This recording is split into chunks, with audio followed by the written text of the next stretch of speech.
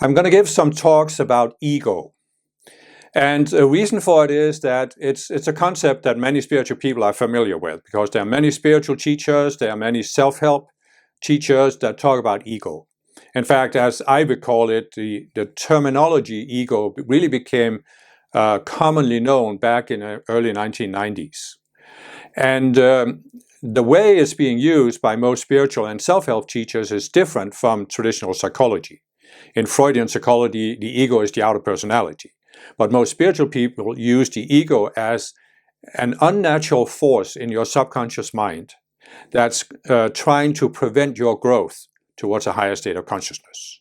So in a sense, you could say that the central aspect of the spiritual path is that you escape the pull of your ego, pulling you away from growing, pulling you towards lower state of consciousness, wanting you to stay at a certain low state of consciousness. And this, of course, raises the question, what is the you that can become aware of what the ego is doing? And this is what I've explained in many of my videos, what I call the conscious you. Now, you could call it many other things, but I call it the conscious you because it's the part of you that allows you to become conscious of yourself, to become self-aware.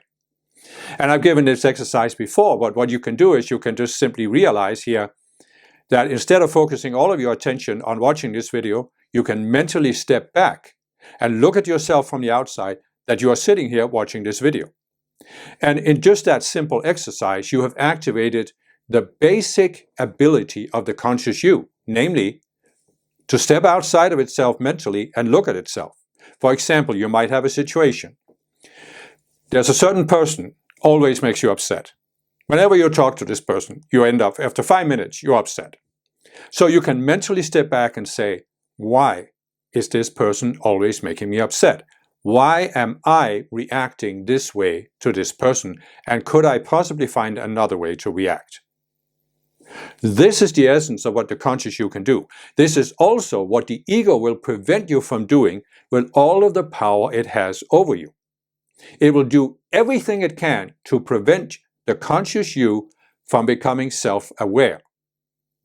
And it will especially try to prevent the conscious you from seeing what the ego is and what it does. So what is the ego? Well, I'm actually not going to define the ego at this point beyond what I've already said, but I'll focus on what the ego does. So I actually had to redo this part of the video because when I first recorded it, I was going to use these glasses to illustrate what the ego does and how it distorts the way we experience the world. But after I watched the video, I realized that because I bought this round video light, there was an unintended consequence of putting on these glasses. So obviously I'm not going to expose you to these spooky eyes for very long. But the glasses do illustrate what the ego does. It distorts the way we experience the world. And with that, I don't mean just the physical eyes. And a way to illustrate that is, of course, to use effects on the video so that you see how the ego might distort it. It's not that we don't see the world through the ego, but the ego forms like a perception filter, like the colored glasses. And what we see isn't accurate. It's not natural. It's not the way things really are. It's an artificial reality or impression of reality created by the ego. And as I have explained in many of my other videos, we have 4 levels of the mind: the identity, the mental, the emotional, and the physical or conscious level. So at the identity level, the ego distorts our sense of who we are, meaning we're separate beings instead of connected beings. At the mental level, it distorts our sense of what we can do in this world. For example, how can we get what we want as separate beings? Well, we have to take it by force, either from nature or from other people. And at the emotional level, the ego makes it seem like the only way to respond when we don't get what we want is to become angry or annoyed. And so this is how the ego really distorts our reality. And how do we get out of it? Well, that's of course what this series of our talks are about, and what many of my other talks are about, because it is a matter of becoming aware that the ego does distort our sense of reality, and then gradually becoming aware of how it does that. And the problem is, of course, that the ego was created a long time ago. We are not aware that we created the ego. We don't have a direct frame of reference of how the world is when we don't see it through the filter of the ego. And that's why it's a gradual process. And that's, of course, why there's a number of videos that are meant to help you come to grasp what the ego does and therefore begin to free yourself from the influence of the ego. And I know that, when I first started looking into what the ego was and reading about the ego, I wouldn't have been able to grasp this. I don't think I really could have grasped what it means. So it's something that, you need to kind of keep in the back of your mind a little bit and not be too frustrated with yourself if you don't grasp it right away. But what I'll do is I'll try to explain a little bit more about this perception filter of the ego. And I have in several of my videos, I have talked about how when we first descended to Earth, we descended at a certain level of consciousness. And I guess I'm realizing here that I can't necessarily take for granted that anybody who watches this is familiar with reincarnation. But really, if you look at the ego in a spiritual context, you can't really grasp what the ego is unless you accept reincarnation. Because you can't look back at your lifetime in this lifetime. You can't look back at your situation you was born in and how you were brought up. And you can't account for the ego this way.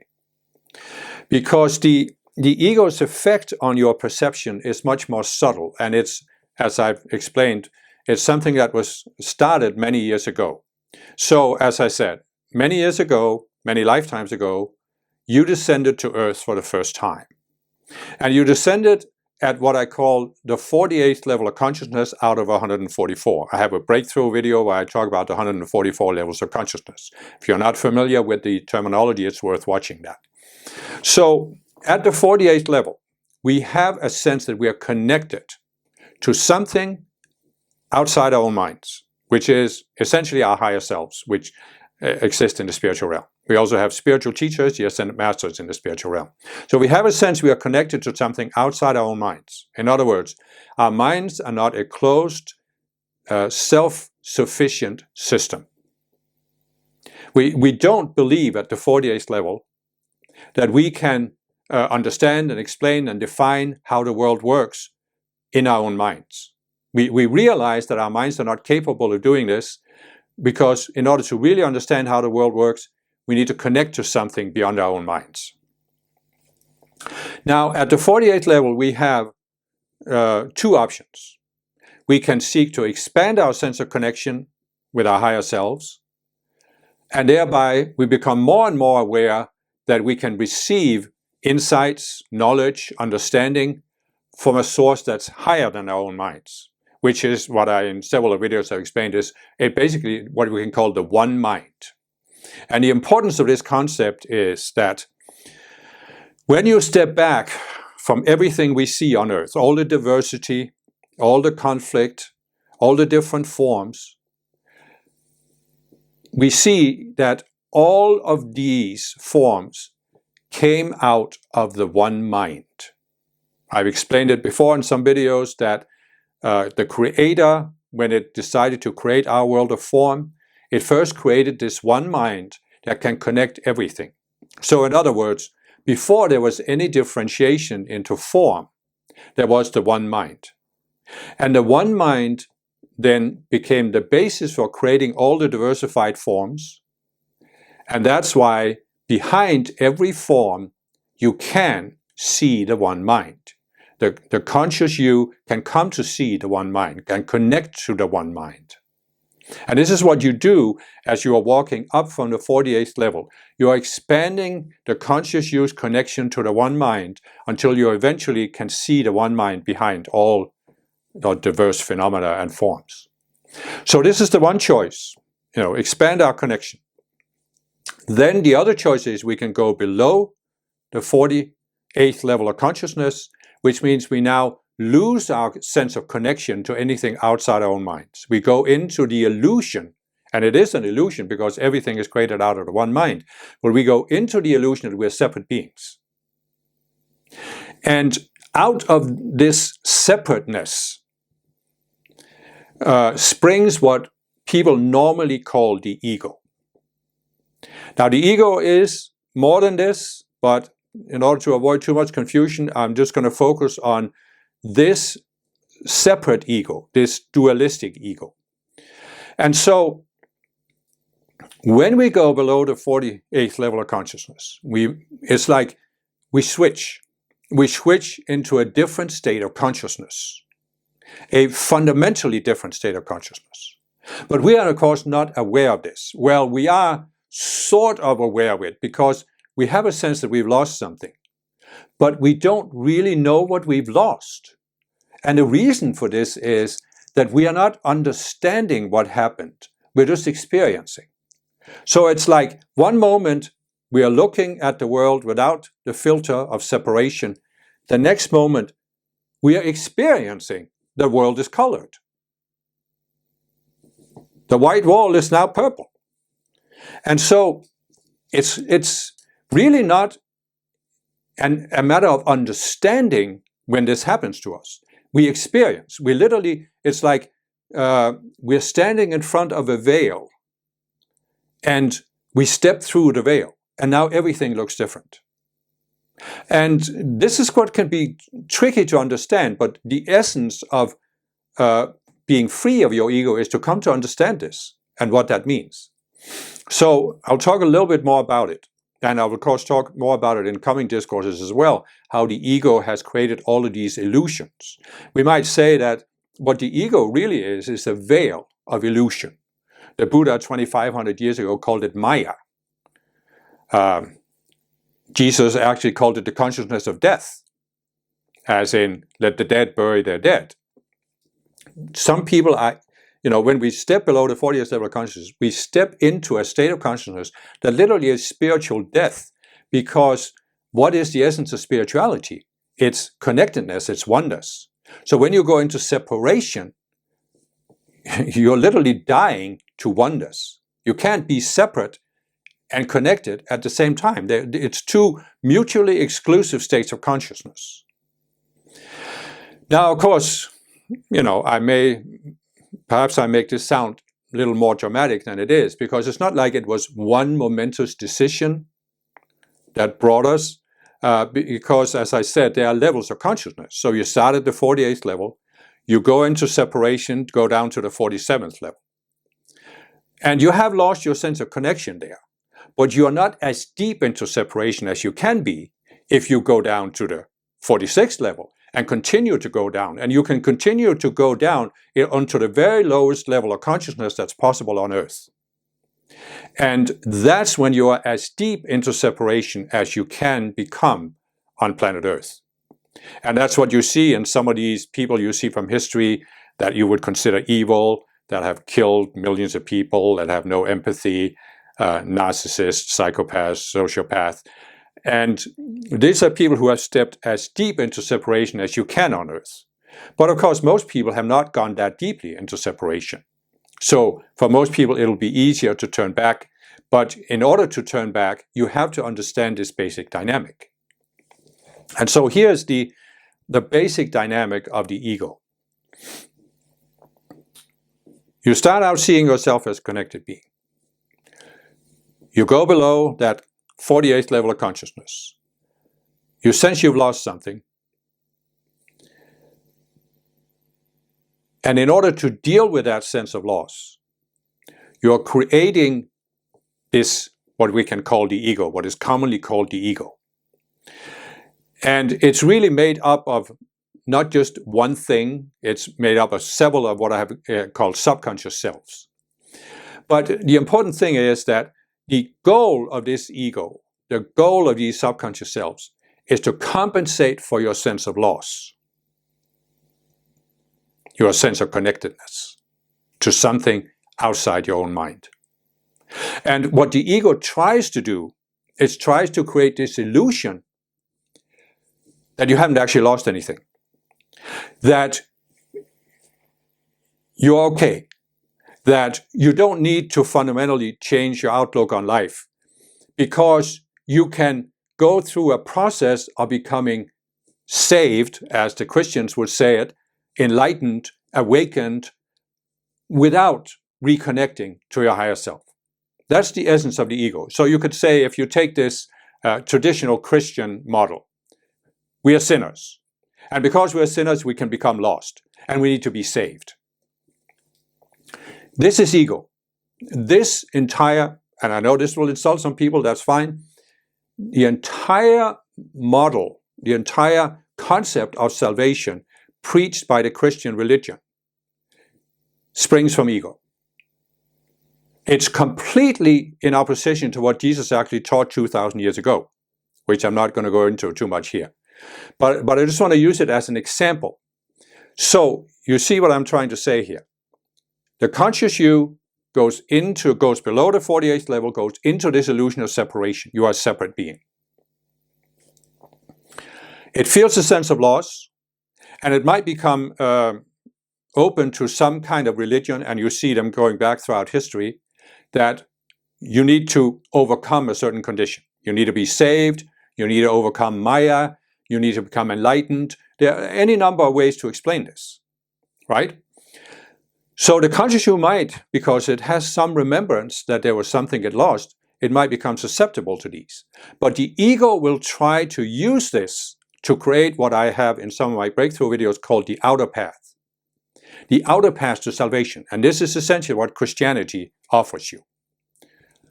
Become a member of this outer religion, believe in its doctrines, follow its sacraments, allow the priests to do whatever they do, and then one day you'll be saved. In other words, an external force, Jesus or some other external force, will save you for you. This is what the ego tries to make you believe. And this is completely false, because what have I just explained? We start at the 48th level, we start with a sense of connection. We have been given free will. I'm not saying that it was necessarily disastrously wrong that we chose to go into separation. It's one of the things we can do with free will. And if we decided that we wanted to explore what experiences you can have in separation, that's fine. We are allowed to do that. So I'm not this, hellfire and brimstone preacher that, oh, you've done something terribly wrong, you've sinned and blah, blah, blah. You just made choices. But the thing is, the path from the 48th level of expanding your sense of connection to your higher self, that path is the only way you can be saved or become enlightened or awakened or whatever you want to call the process. The only way out of separation is the path of oneness, the path of connectedness. You cannot be separated and connected at the same time.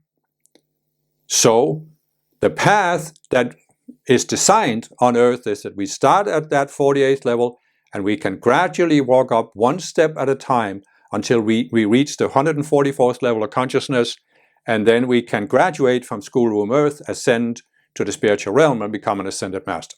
That's the path. Now this path, of course, can be described in many different ways. Many different religions, spiritual practices have had elements of this path. But what some religions have done, including Christianity, is they have removed this image of a gradual path, and they talk about this instant salvation, or this decisively salvation, where something outside of yourself comes and saves you. And that can never work. And here's why it can never work. It's very simple. How do you go below the 48th level of consciousness? You create a self based on separation, that sees yourself as a separate being. We can call it the ego, we can call it the subconscious self. It quickly morphs into more than one self, and you could say that the whole collection of it is the ego. But this self is based on, it's given birth from the illusion of separation. Now take note of that. the reality that the Creator created is that all life is one. All forms come from this one mind. And the one mind is here, everywhere. It's available to us. As I said, the conscious you can step outside of itself mentally, become and look at itself. And in doing so, you are in a way connecting to the one mind. You're using the one mind to look at yourself, to become self-aware. So this is the only path to growth, salvation, nirvana, enlightenment, whatever you want to call it. The ego, the subconscious selves, are based on the illusion that something can be separated from oneness. And we are allowed to go into that illusion because it could give us many experiences that you can't have as a connected being. Okay? If you have a desire to be an egomaniac who can do whatever you want regardless of the consequences it has for other people, you can't have that when you see yourself as a connected being. You can't be a warrior who goes to battle and kills other people if you see yourself as a connected being. It just can't be done. So people are allowed to have these experiences, and what you see on a planet like Earth, and I've explained in my How the World Was Created video, that Earth is an unnatural planet because most people are in this illusion of separation. They are, in other words, blinded by their egos. And this is just very few planets that are like this, but it's because most people have chosen to go into separation, and they want to have the kind of experiences that you can have in separation, and most people haven't had enough of them. Even though they are suffering, they haven't had enough of these experiences.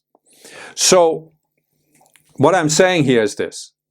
These separate selves, the ego, can never be saved. They can never be redeemed. Okay?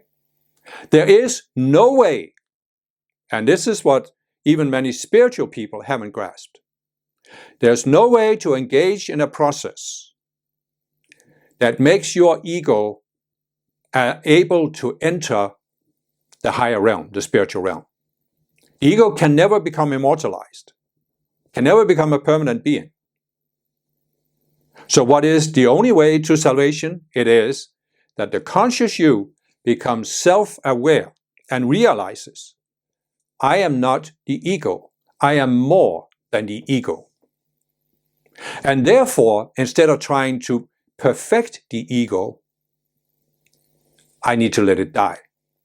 And this doesn't happen at once, as I've explained. The ego is made up of all of these separate selves, subconscious selves, and you let them die one by one as you become aware of them. Incidentally, this is an important concept because I remember back in the early 1990s, as I said, when I started studying ego, I felt like, what is the ego? It seemed like there was this amorphous entity, like this big thing. And for a while I was confused about this because there are teachings out there that will portray it as overcoming the ego is just like one momentous event. But as I said, it wasn't one momentous event that caused you to go into separation. It was several choices you made that took you down the staircase. And the only way to go up is to reverse the process and overcome these illusions, these ego illusions. So when you realize that, it becomes much easier to deal with the ego. And you can compare it to the old saying, you can't see the forest for the trees. Well, here you have the ego is comparable to a forest. But what is a forest made up of? Individual trees, right? And so there's this kind of tree, there's that kind of tree, there's a birch, there's a larch, there's an oak, there's a beech. And these correspond to these subconscious selves we have created. So what you can do is you can start looking at these individual selves. See, oh, here's one self that causes me to always get upset when I'm talking to this person. You come to see the self, you come to see the illusion behind the self, then you can let that self die. Now it's like you cut down one tree in the forest of the ego. And if you keep doing that, one self at a time, there comes a point where all of a sudden, instead of being surrounded by trees and all you can see are the trees, you can see, oh, out there, there's something beyond the forest. There's open landscape beyond the forest. And this is your higher self and a higher level of consciousness, the one mind, as I've talked about. So there comes a point when you keep cutting down these trees where you start having glimpses of something beyond the forest. And as you cut down more and more trees, there's less of a magnetic pull on the conscious you. Because what the trees do is they pull the conscious you into looking at the world a certain way and reacting a certain way. So as there's less and less of a pull, it's possible that you can actually suddenly step outside and see the forest from the outside instead of being inside. Instead of being inside looking out through the trees and seeing the open landscape, you can mentally step outside and you see the forest from the outside. And this is what some people call a spiritual awakening. I think some people probably even call it enlightenment, and some people call it ego death. They think that once you have stepped outside the forest, and it is a dramatic experience, I'm not denying it in any way, you think you're ego-free. And that is a critical mistake. Because even though you're looking at the forest from the outside, there are still trees left in the forest. There are still these individual selves. But more than that, let's imagine you keep using these tools, for example, the tools that I presented, given by the Ascended Masters, to overcome these subconscious selves. So you're cutting down one tree at a time. At some point, you cut down all the trees in the forest. Does that mean you've overcome the ego? No. Just think about it. Here you have a forest, and you can look at it from a distance and say, there's a forest. Now you cut down all the trees. Does the forest still exist? Well, actually it does. Be careful here. Because the forest is more than the trees. The whole is more than the sum of the parts. The forest is a mental idea in our minds. In a sense, you could say, there is no physical forest. There's just a collection of trees. But in our minds, we call it a forest. We conceptualize it. We describe it. This is the forest. But it's just a mental image. And that is what the ego is in its essence. It's a mental image. As I said, based on the idea that we are separate beings. And there comes a point where you have to step back even from that and question that basic illusion of separation. Then you are free of at least that aspect of the ego. There are other aspects of ego, but I won't go into it here. They're the ones that enable us to take embodiment. But what I'm really talking about here is the lower aspects of the ego based on separation. And so, what is this illusion, the basic illusion of the ego that you are a separate being? What is it based on? Well, I've explained. The basic reality of the universe is oneness. And this is something that also many spiritual people I've met find it difficult to grasp. Okay? For example, I've given a talk, quite a few non-duality videos, and I say that one of the basic illusions behind non-duality, the non-duality movement, is that differentiation into form is the same as duality. In other words, you have Brahman, the undifferentiated creator, and as soon as Brahman creates a form, something that has form, he's created duality, or it has created duality.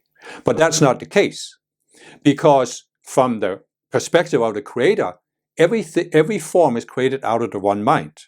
And therefore, the creator can see that every form is connected. Every form has the same origin.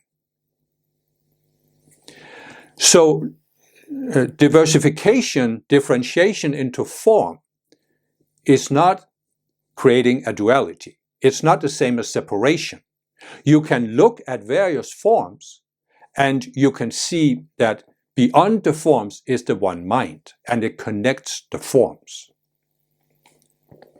And that's the perspective you have in some measure at the 48th level. And you can expand that as you go up from the 48th level, you expand that sense of seeing the one mind behind everything. And that is what you lose when you go to the 47th level. You lose that sense that the one mind is behind everything. And now you become focused on the differences. Instead of focusing on the one thing that unites all form, you're now focused on the outer form itself, the differences. But more than that, you are naming and labeling these differences. As I said, what is a forest? Well, there is no forest, there's just a collection of trees. But we, in our minds, create this concept. We conceptualize this is a forest. I'm not saying this is necessarily wrong, but bear with me here. So now, what happens is that when you go into this illusion of separation, you're using a specific state of consciousness, which I call the duality consciousness. And I've talked about this in some of my non-duality videos. I have one where I talk about the steps for overcoming duality. So again, you might want to watch that also. But I'm going to stay with the ego here. So the ego is like an overall entity that is created based on this illusion that I'm now a separate being. And the ego, first of all, it needs to compensate for the sense of loss, the sense of loneliness that we feel when we go into separation. So it needs to capture the attention of the conscious you and keep the conscious you, keep its attention focused on something in this world that you have to do, that has to change, that you have to get, you have to experience. So the ego creates this illusion that, yes, you experience that you're incomplete in yourself, but you can overcome that sense by doing something or getting something in this world, in the material world. But this, of course, is not a reality. It's fake. It's a complete illusion. You will never overcome that sense of loneliness, that sense of loss, by getting anything or doing anything in this world, because it's only your connection to your higher self and your spiritual teachers that can get you back into a sense of oneness and connectedness. So the ego has to create layers of illusions, illusion upon illusion, because the ego first says, oh yeah, if you get that thing, then you'll feel complete. Then you get that thing, you don't feel complete. Then it says, no, but if you get this other thing, you'll feel complete. And that's how you keep going. And that's actually how you keep going down from the 47 to the 46 and eventually you get down to the very lowest level where you have these people that say, if I have all power on earth, if I am in control of all people, then I will overcome my sense of being incomplete. And you see how many figures from world history have tried that and what happened to them. So the essence here is this. The ego is using the duality consciousness to create an illusion. And the illusion has two aspects. First of all, it's the illusion that you can become complete by something in this world.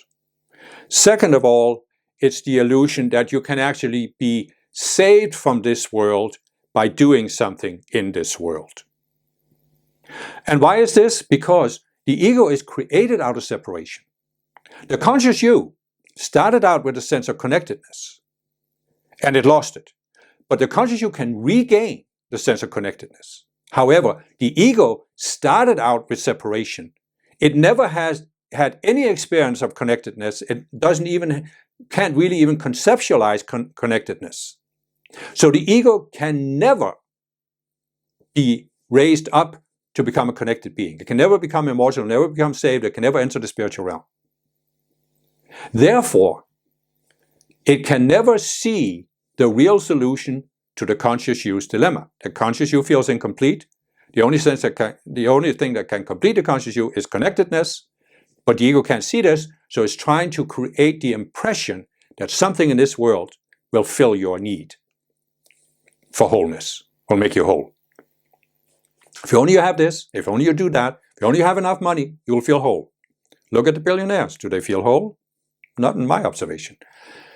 So the ego is on an impossible quest. Now, how does it seek to fulfill this quest? Well, it uses what I call the duality consciousness, right? And so you have this, first you have the undifferentiated creator. Then the creator creates form. And there's differentiation. But this is not duality. Because the one mind makes it possible for you, for us who are co-creators, to see the connection, to see the oneness behind differentiation. So duality is, as I've explained in my non-duality videos, a state of consciousness. And it's the state of consciousness we go into when we go below the 48th level. We go into separation. We see ourselves as separate beings. What did I say the ego's task is? To make us compensate. To compensate for our sense of loss and to make us feel that we can be saved by something in this world. How does the ego do it? By using the dualistic consciousness.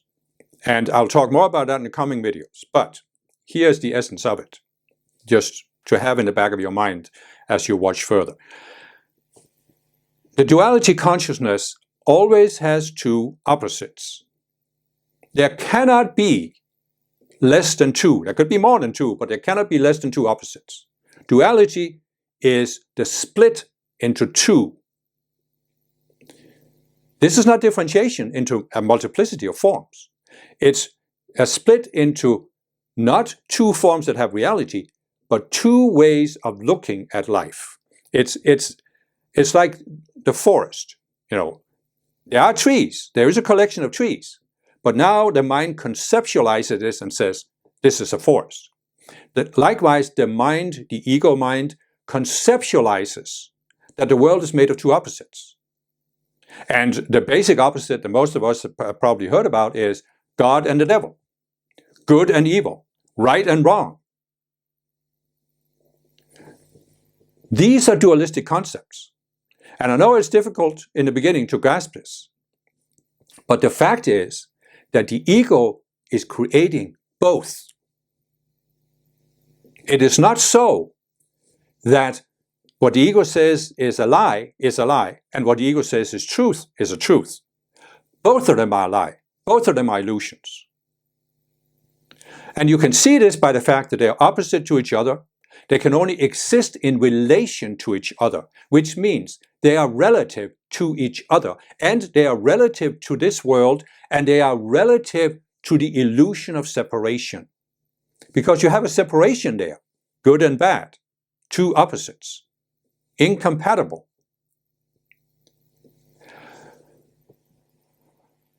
This is the basic illusion of the ego. And what the ego now does is it says, remember the task of the ego, make you think you can feel whole in this world and you can be saved from this world by using something in this world. So the ego creates the duality and says, this is true, this is false. If you accept the truth of the ego, then you will feel whole. And then, even if you don't feel whole, you will at least be saved after this lifetime. So this is what if you look at what Jesus actually said 2,000 years ago, he talked about this path, the gradual path towards oneness. And he even talked about, when you are in duality, in separation, you are in a state of death, spiritual death. And you have no life in you unless you partake of the body and blood of Christ, which is not him as a historical person, but the one mind, which we can also call the Christ consciousness, or the Buddha nature. So, he talked about it 2,000 years ago. But what Christianity has done is, Christianity was taken over by people who were totally trapped in the consciousness of separation and duality. And they distorted Jesus' teachings to create this outer religion that essentially did the same as the Jewish religion, promised that if you follow the dictates of the outer religion and its priesthood, you will be saved. Because the Catholic Church is the only true church of Christ. And it has the only truth. Just as so many other religions make the same claim. And this is just, again, this is just the ego using the duality consciousness to create two relative opposites. And then when it's created two relative opposites, they claim these are absolute. Truth really is the absolute truth, the highest truth. And what we say is the lie is the absolute lie, the lie of the devil. Truth is the truth of God. Our truth is the truth of God. And the opposite is the lie of the devil. So if you follow our truth and believe in it, you're guaranteed to be saved.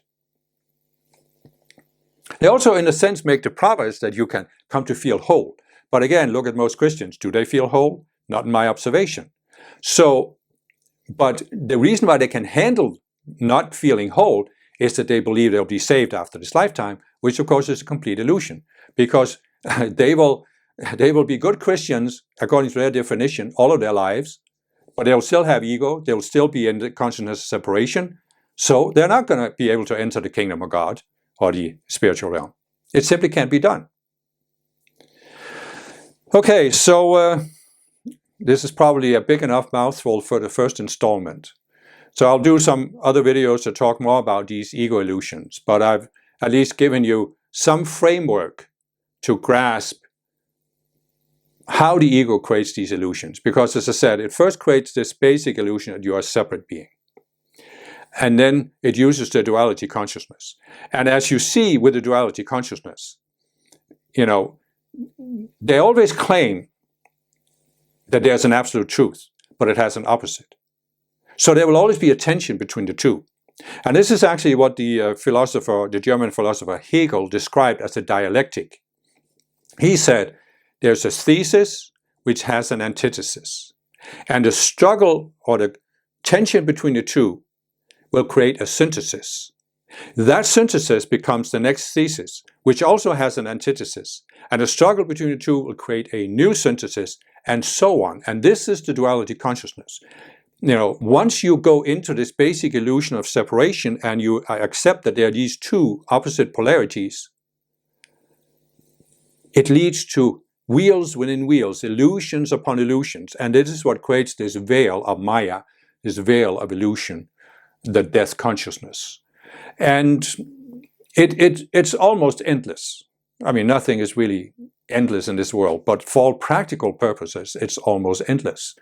But as I said, the conscious you has the ability at any point to become aware.